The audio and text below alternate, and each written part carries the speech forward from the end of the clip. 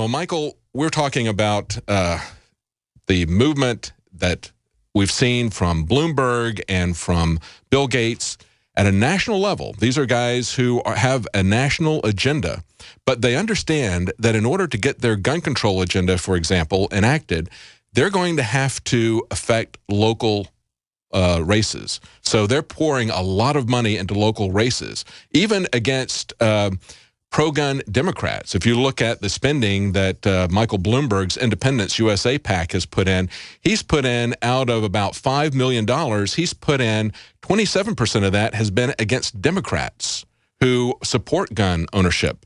He's put in 41% of it in favor of Republicans who are against our Second Amendment rights. So it can run the other way. So when you look at that, the bulk of the money that he's putting in, almost 70% is for pro-gun Democrats and anti-gun Republicans. Absolutely. And they're doing this all around the country. They're not doing this in Texas.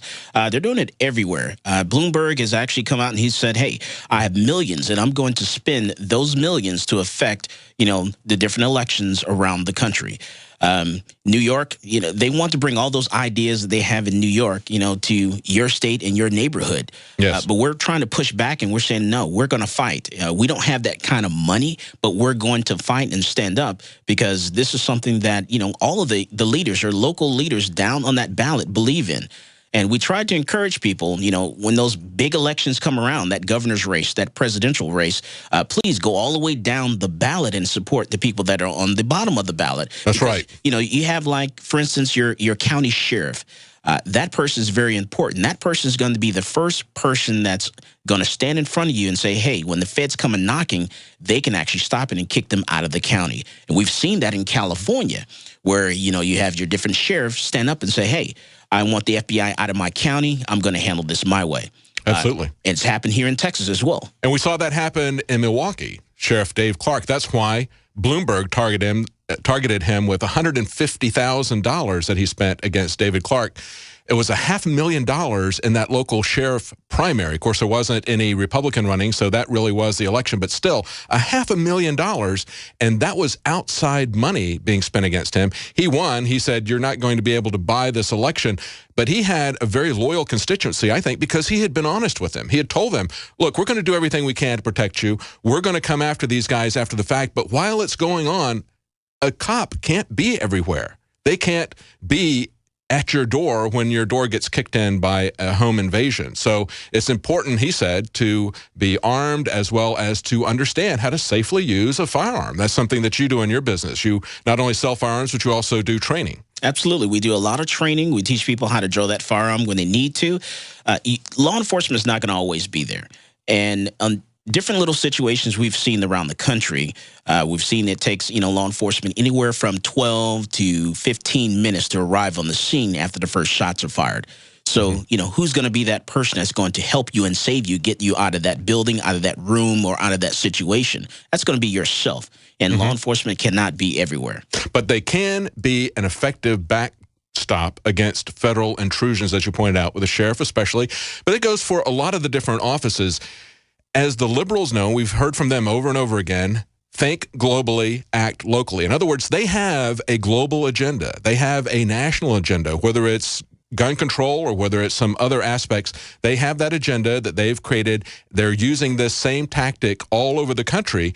And yet they know that it's going to have to be implemented at the local level. But unfortunately, so often we put all of our attention on just the highest level offices, like you mentioned before, for governor or for president. I remember when I was involved with the Libertarian Party back in North Carolina, in order to get ballot access and to retain that, we had to get a fairly high percentage. I think it was 10% of the vote for president or for governor. Now, that's almost impossible to do, but it makes you focus all your resources on that high-profile race rather than looking downstream to see what else is going, because when you get someone in who performs an effective backstop against invasions of your personal liberties, that person can also do other things locally that are going to help your quality of life. Absolutely, and we've seen a lot of times where some of those elections down at the bottom of the ballot takes, 3 or 4 votes for the that election is decided.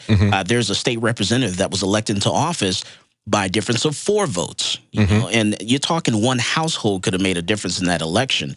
And some people don't go all the way down. They don't continue on. In your city council races, a lot of that stuff is nonpartisan. So people go out and they hit that one button. I'm going to vote straight Democrat. I'm going to vote straight Republican. They don't pick and choose, and look at the individual. I encourage people to look at the individuals and vote for the person, not for the party. And that's very important, as we saw in Jakari's report a little over a year ago when we had Mike Martinez at that gun control rally.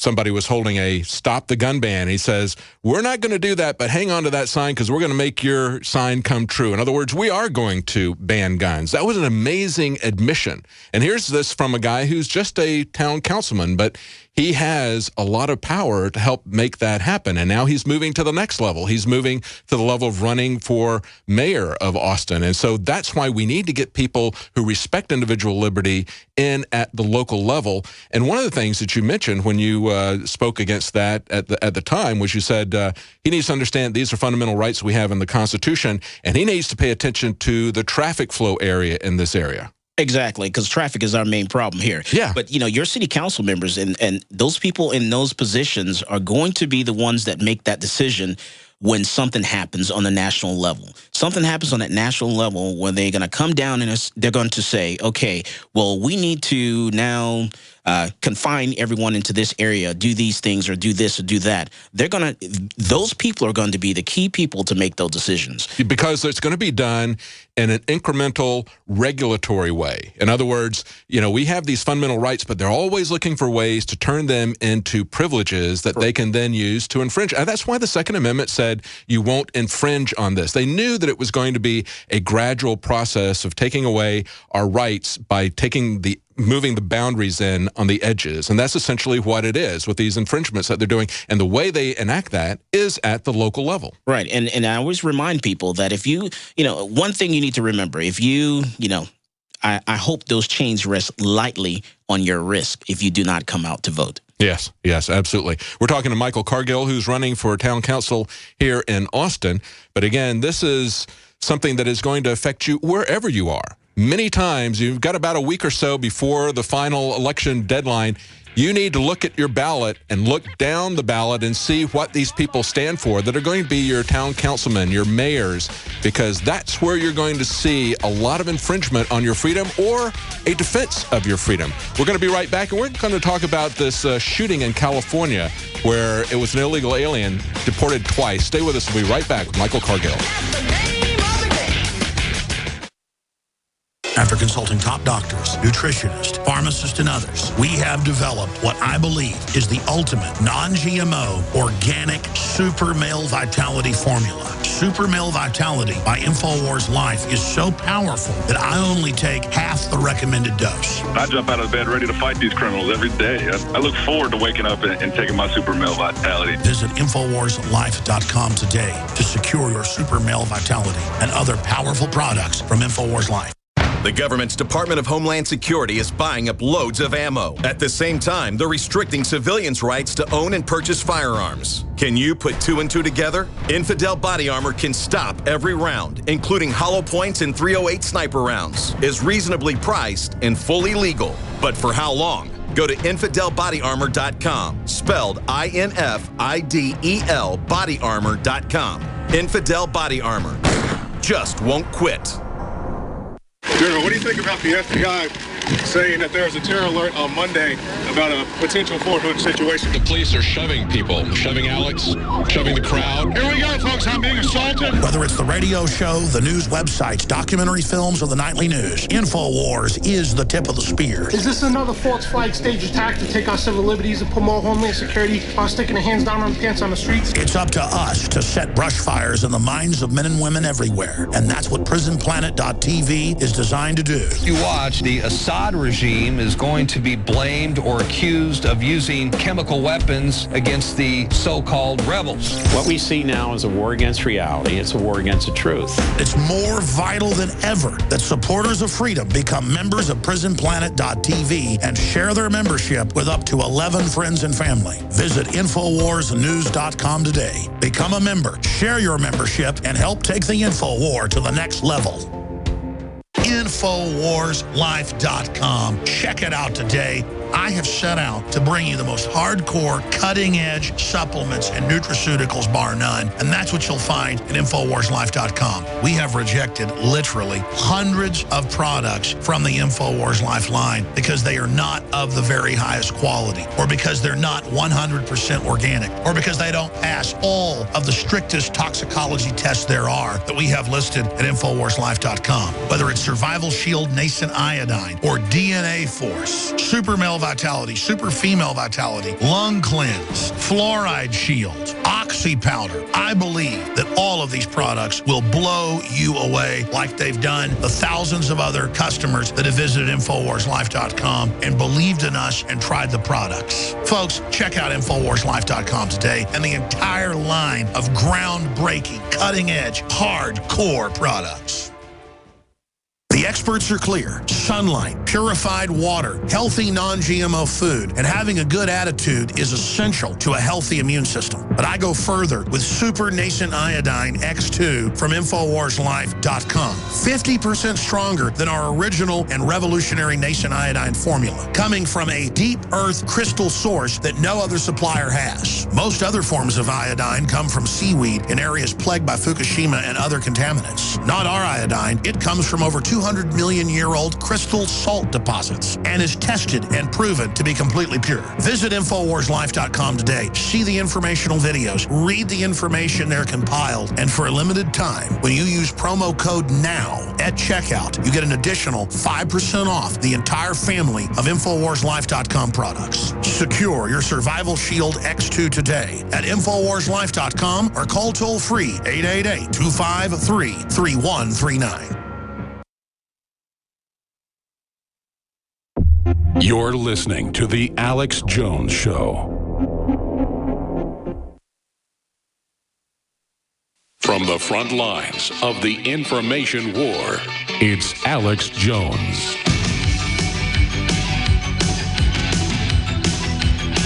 Welcome back to The Alex Jones Show. I'm David Knight, joined in studio with Michael Cargill. They're out of Austin. He is actually running for city council. We're highlighting the idea that you need to be involved locally. You need to understand what your local candidates are doing, not just what's going on with the governor's race or with the presidential race or with the congressional race, because some of your most effective bulwarks against tyranny are going to be at the local level. Now, as we mentioned earlier, it was a sheriff's race that Bloomberg got involved in, trying to shut down pro-Second Amendment Sheriff David Clark in Milwaukee. Spent $150,000. That race was incredibly expensive for a sheriff's race, $500,000 of outside money being spent. But of course, Bloomberg's PAC has focused primarily on congressional races. If we look at some of the things that they've done, they spent $3.3 million to help a Democratic challenger, Gloria McLeod, upset a longtime Democrat, Joe Baca, in California's 35th congressional district. $3.3 million. He can just come in, as he did in a couple of years ago, $15 million that he pulled in just in the last couple of weeks, because this guy has billions of dollars. And of course, we see Bill Gates doing the same thing in Washington state right now. They have a anti-gun control amendment there that's going on. But a lot of this is being targeted towards Democrats who are pro-gun and supporting Republicans who are anti-Second Amendment. That's one of the things that I found interesting about this, Mike. Oh, yeah. And, it's the city council and also, those people that lower ballot there. What we try to do is we try to support small businesses. You have a lot of different companies like Uber and Lyft that are trying to get off the ground. And you have, the people that are in the city and the county level that actually are slowing that progress down. Mm-hmm. And those people are the ones that, are going to, make a change, make a difference. We need to support small businesses. And that's going to make the city, your county, it's going to make it grow. It's going to provide jobs for you. Let's play this quote from Hillary Clinton. I want to get your reaction to this, where she said that businesses don't create jobs. Play that clip, guys. Don't let anybody tell you that, it's corporations and businesses that create jobs. That old theory, trickle-down economics. That has been tried. That has failed. I think the problem is that they didn't trickle enough on us. I think they most of her friends keep all the money. They don't even trickle on us. Right. I started my business out of my living room. Yeah. I didn't need anyone else's help. I didn't need any assistance or anything like that. Started it from scratch, from zero zilch, and built it up to the business that it is now. And your goal was not to create jobs, but it turned out to be what you had to do in order to grow your business. You had to create jobs. Correct. Right. Correct. What you're trying to do is you're trying to create a product. You're trying to create a service. You're putting your hard-earned money in as well as your labor to build it. But we hear from Hillary Clinton the same thing that we hear from Barack Obama, that you didn't build this, that businesses don't create jobs. And what some of them can do is they can prevent people from creating jobs. They can prevent, expansion. Yes. So we need to get people in there that will, remove some of those roadblocks. Yes. Remove some of the structure, trying to prevent people from actually getting permits and things of that nature. And so we need to, kind of help our small business people, and that way they can grow and flourish. Absolutely. Basically, government is there as an inhibitor of job creation.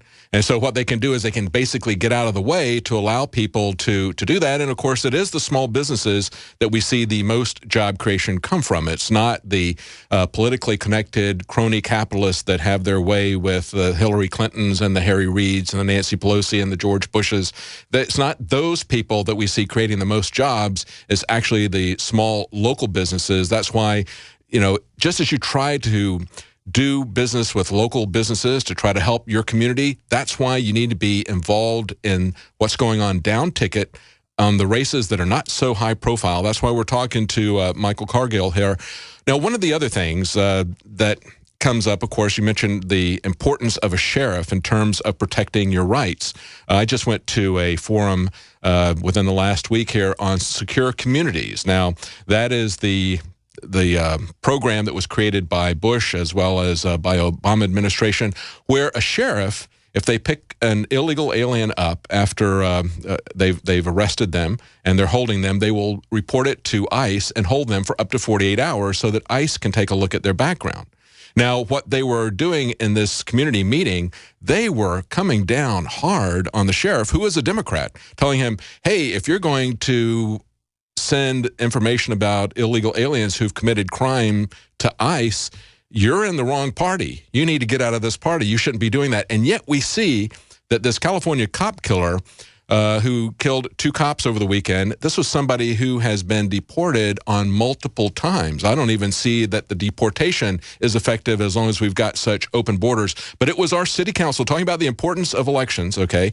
This is whether or not this is going to happen in our community comes down to the sheriff, who at this point is standing against the city council, who is telling him, don't tell ICE if you pick somebody up that has violated the law that's an illegal alien. And that's why that county official is very important, because that person is going to allow ICE to come in and say, hey, let's take a look at this guy's records, okay, and let's go ahead and hold him because he's been here, several times. He's gone back, come over, gone back, come over, and he's committed crimes. The particular case that you're talking about, that county official, he's going to be facing some very hard times when it's time for his reelection. Well, let's hope so. I don't know that people are aware of this, and the activists are really kind of lined up on the, you shouldn't be telling ICE that somebody is here illegally. Oh, no. Yeah. They should. They really should. These people need to go. What about Sergeant Tamarisi? This guy is in Mexico. He made a mistake, made a wrong turn. Now he's held in Mexico because he had his personal firearms inside of his vehicle, and now they won't let him go. The president needs to make that call and get Sergeant Tamarisi released immediately. Yeah, Mexico has one standard, but we're supposed to have a completely different standard. We're supposed to not patrol our borders. We're supposed to let everyone in, whether or not they're sick. Remember when they had the cruise ship, we had the lab technician from Dallas do a self-quarantine. She didn't have it, but she heard that they had been lax on the quarantine issues, and so she wanted to declare that she had been working there when she did and put herself in quarantine. Belize wouldn't take her. Mexico wouldn't take her. They had to ship the entire cruise ship back to Texas. Every other country in the world patrols their border to make sure that people are not bringing a pandemic into their country. We used to do that at Ellis Island. They used to inspect people to make sure that they weren't sick as they were coming into the country. We also have a right to know whether somebody has a criminal background when they're coming into our country.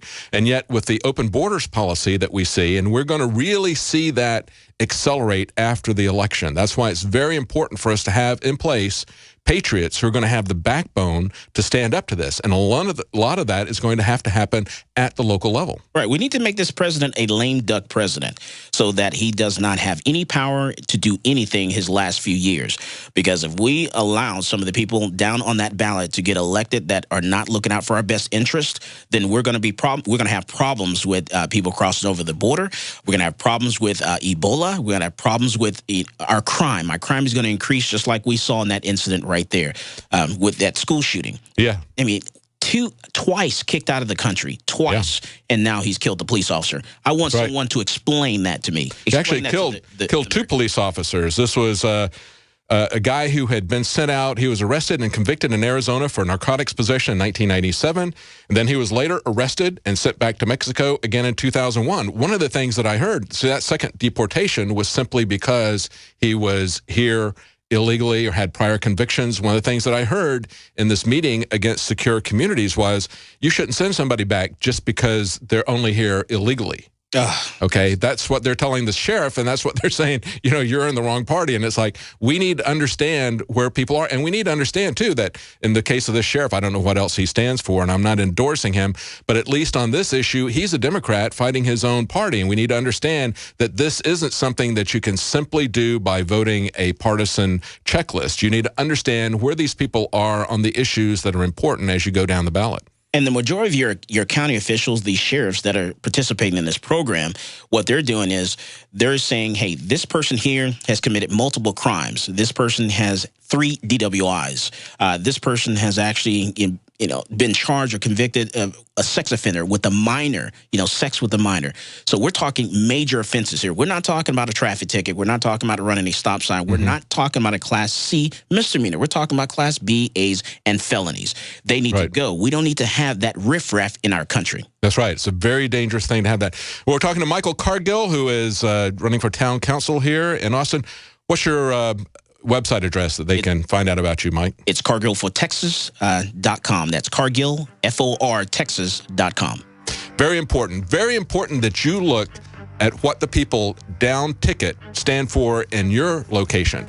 This is something that we're only going to win if we get involved and understand what is happening at the local level, and don't underestimate the importance of the sheriff, of the city council in protecting your freedoms, as well as just in doing the right things, making sure that traffic is flowing the right way, the things that government should do. Instead, we have people who are coming after your freedom. We'll be back tomorrow, 11 Central. Join us then on the